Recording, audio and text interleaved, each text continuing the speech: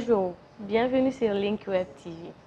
Devant la difficulté d'avoir un emploi, certains jeunes Maliens se résignent et croient en la fatalité. Face à ces désespoirs, certains, au péril de leur vie, préfèrent aller à l'aventure dans le but d'y trouver un avenir meilleur. Cependant, d'autres croient encore en ces pays et se disent que réussir au Mali, c'est possible. Amadou Sidibé, promoteur de Sidibé Agrotechnique, fait partie de ces jeunes qui croient encore en ces pays et qui sont l'exemple que réussir au Mali, c'est possible. D'où est-il parti et comment est-il arrivé à ce stade de réussite? Bonjour, Monsieur Sidibé. Oui, bonjour madame. Pouvez-vous vous présenter? Écoutez, je m'appelle Amadou Sidibé. Je suis architecte de formation. J'ai fini l'Institut d'architecture de Moscou en 1987 et je suis rentré au Mali. J'ai créé mon cabinet d'architecture. Et depuis, je fais de l'architecture. Et à côté de l'architecture, comme vous le savez, j'ai développé une passion pour l'agriculture, pour l'innovation dans l'agriculture. D'où vous êtes venu l'idée de cette... Écoutez, comme par hasard, architecture et architecture commence par la lettre A. Et c'est peut-être pas un hasard, on dit qu'il n'y a pas de hasard dans la vie. Je suis né dans les fermes. Mon père était magistrat de ce pays, il avait sa ferme. Mon grand-père était le jardinier de l'administration coloniale à Waïgouya, en Haute-Volta. Écoutez, donc je suis né peut-être avec une daba à la main. Monsieur Sidibé, pouvez-vous nous parler un peu de Sidibé Agrotechnique? Bien sûr, CDB Agrotechnique a été créé en 2011. L'idée m'est venue lors de mes multiples voyages professionnels. J'ai beaucoup voyagé. Le métier d'architecte vous permet de voyager. J'ai visité Israël à plusieurs reprises. J'ai visité la Chine, le Japon, les pays du Maghreb. J'ai vu que cela pratiquait un mode d'agriculture, agriculture sous abri. Et je me suis dit, pourquoi pas au Mali? Et donc en 2011, j'ai commencé l'essai. J'ai commencé par installer une petite serre de 500 mètres carrés. La serre, c'est un abri pour protéger la plante, abri constitué de plastique pour que la pluie ne rentre pas et le filet autour de la structure pour que les insectes nuisibles ne s'y introduisent. 2011, première expérience, une serre de 320 mètres carrés. Ça a été tellement une réussite que j'ai décidé en 2013 d'aller à la vitesse supérieure, d'acquérir une serre de 5000 mètres carrés avec une subvention de PCDA, Banque mondiale, et sur fonds propres, j'ai installé cette serre de 5000 mètres carrés qui a donné encore plus de résultats. Là, en 2016, j'ai décidé, avec l'octroi d'un prêt bancaire de la BOA et puis un appui de l'USAID, du fonds de l'USAID de partage de risques, j'ai décidé en entrepreneur agricole d'installer une serre de 10 000 mètres carrés dotée de toutes les technologies disponibles aujourd'hui en matière de serre, technologie israélienne à haute performance qui est depuis 2016 la référence aujourd'hui en Afrique de l'Ouest, puisque ça tourne et puis on fait beaucoup de production.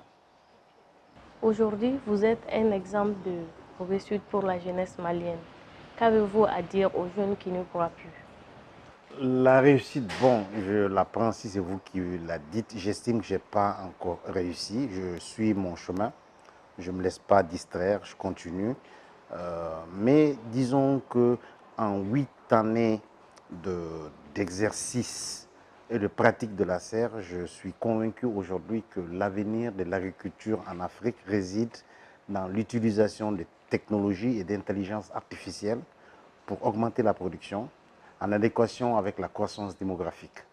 Et aujourd'hui, les jeunes constituent une bombe, une véritable bombe humaine pour tous les États africains, parce que ces jeunes, souvent mal formés, se retrouvent sur le marché de l'emploi sans emploi. Et le désespoir, ces jeunes sont obligés de se retourner vers autre chose qui n'est pas bien pour les pays. Je me dis que ce type d'agriculture qui est, comme j'aime à le dire, une affaire économique, puisqu'elle est hautement rentable, peut permettre à ces jeunes-là de trouver des emplois, à s'enrichir, à nourrir d'autres Africains. Cela peut se faire, mais ça ne se fera qu'avec l'appui politique, ça ne se fera qu'avec l'appui des institutions bancaires qui vont désormais comprendre que cultiver sous serre avec les dernières technologies est une affaire hautement rentable, plus rentable que de construire un bâtiment, plus rentable que d'aller acheter un appartement en France ou au Canada. Écoutez, je suis convaincu que cette pratique peut permettre aux jeunes de trouver leur bout de chemin pour ne pas aller vers des aventures d'immigration, se noyer dans la mer, aller se retrouver en Libye, en esclavage, toute chose qui n'est pas bien pour nos pays. Donc nous avons un devoir aujourd'hui de dire à ces jeunes-là de revenir, de venir faire de la culture sous serre, de la culture au goutte à goutte. Il n'y a pas que la serre. Il y a beaucoup de technologies innovantes aujourd'hui qui permettent d'augmenter la production. Vous parlez de réussite. J'ai un petit pansement de cœur. Aujourd'hui, c'est la journée du paysan. Comment pouvez-vous imaginer qu'aujourd'hui, le premier producteur de tomates au Mali, c'est Sidibé Agrotechnique. Le premier producteur de melon de ce pays, c'est Sidibé Agrotechnique. Le premier producteur de concombres sous serre aujourd'hui, c'est Sidibé Agrotechnique. Il y a la journée du paysan à Bougouni. Je n'ai pas été invité. Donc, cela dénote de ce qui se passe dans notre pays. Cela dénote que l'entrepreneuriat privé n'est pas considéré. Cela dénote que l'agriculture de ce pays entre les mains de certaines personnes dont la vocation n'est même pas l'agriculture. Des personnes qui cherchent à s'enrichir à travers l'agriculture, c'est ceux-là qui sont invités, c'est ceux-là qui sont magnifiés. Mais ça ne fait rien, on ne se laisse pas distraire comme je l'ai dit au début. Nous y croyons, je l'ai fait sur fonds propres.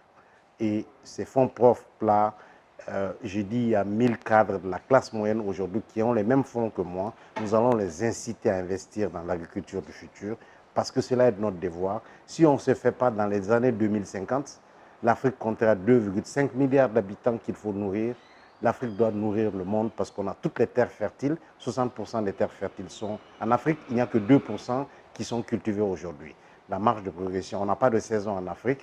On peut faire la culture à tout moment, 12 mois de l'année. C'est le seul continent que le bon Dieu a doté de ses capacités, de ses atouts.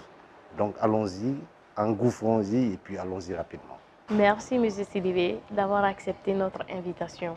Vous êtes un exemple pour la jeunesse malienne et nous montre que réussir au Mali, c'est possible. Chers internautes, nous vous remercions de votre attention et au mois prochain pour un nouvel rendez-vous.